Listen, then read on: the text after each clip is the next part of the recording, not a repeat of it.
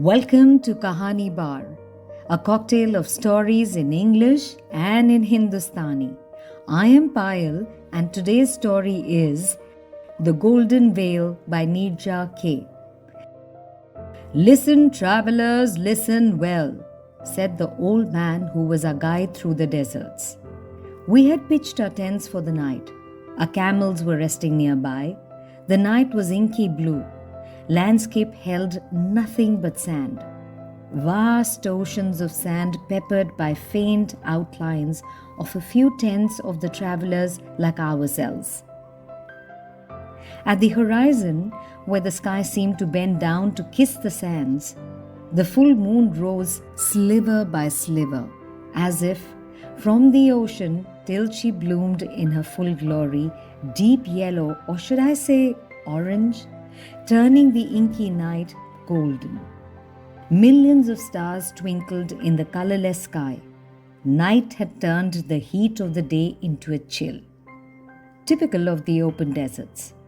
We had lit a fire on the sand and were sitting around it, listening to the old man.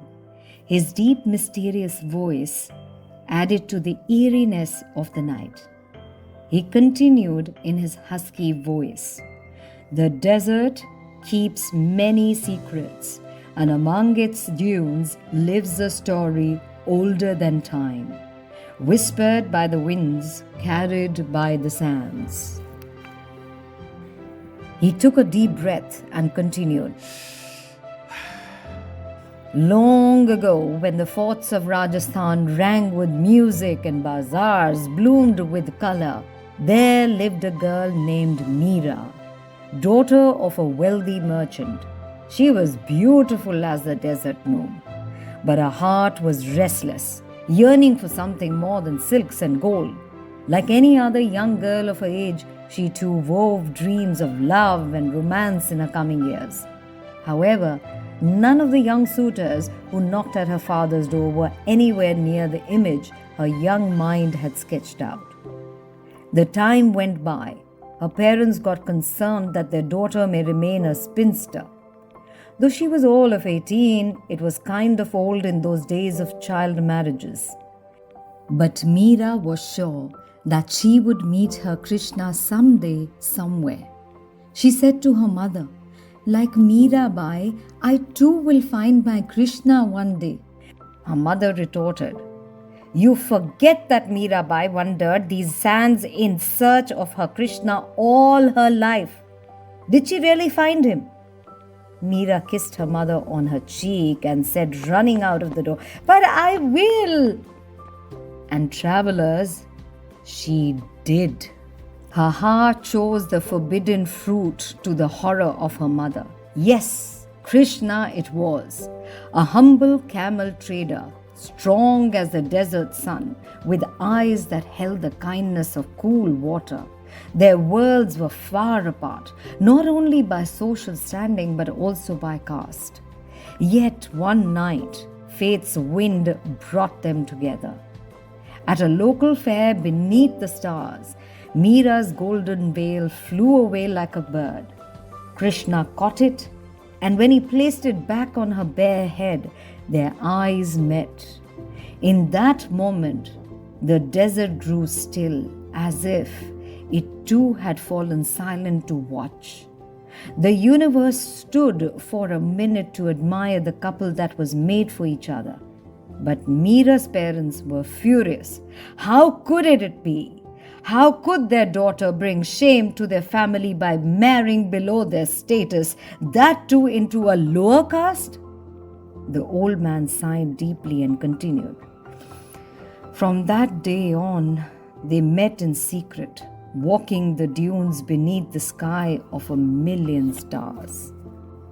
"Meera," Krishna would whisper, "if the desert swallows me whole, I will still find you." And Meera would smile, her anklets chiming, "Even if the storm scatters us, my soul will follow yours." But traveler, fate listens, and fate can be cruel. That night, when Meera's brother saw her leave the house in the dead of the night, he was furious. Meera heard him following her. She quickened her pace with a bundle of clothes hurriedly tied in a cloth tucked under her arm. The night was dark and moonless. She hid under the ledge of a cottage.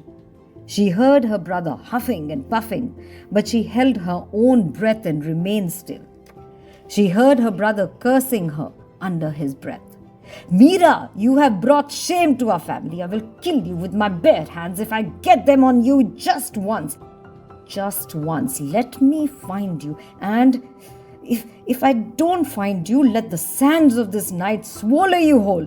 May you never be seen again." He cursed loudly as he turned back and ran homeward to wake his parents.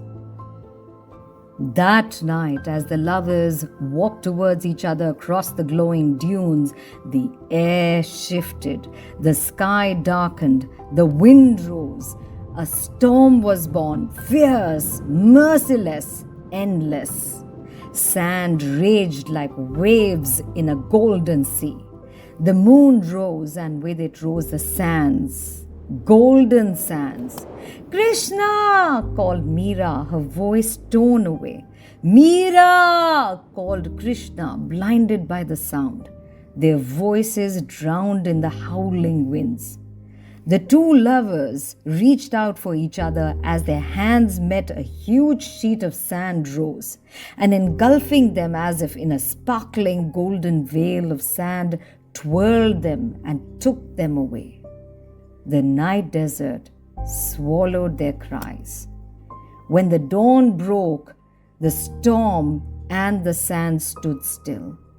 There was no sign of the night's turmoil, nor was there any trace of the lovers. The dunes had shifted, the footprints erased. Krishna and Meera were gone. No sign of them or their belongings, nothing. They were indeed swallowed by the sands of the night. It seemed that Meera's brother's curse had come true after all. Or who knows? But listen closely, travelers. Their story did not end there. On the nights when the moonlight paints the dunes in gold, the desert sings and whistles and howls again. Two figures appear, Krishna tall and steadfast, Meera delicate and fragile, her veil flowing like golden mist. They walk towards each other, hands outstretched, hearts aching, and just as their hands meet, a storm brews. The sands swirl. A golden veil of sand rises, engulfs them, and comes crashing down. They vanish once more. Travelers have witnessed this scene for centuries. They say that the storm does not only hide Krishna and Meera, it binds them, forcing them to wander forever. Their love turned into longing, their whispers woven into the desert stand. They still wander these deserts.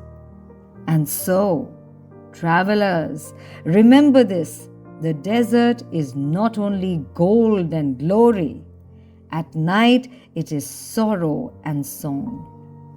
If you listen, truly listen, you may hear them.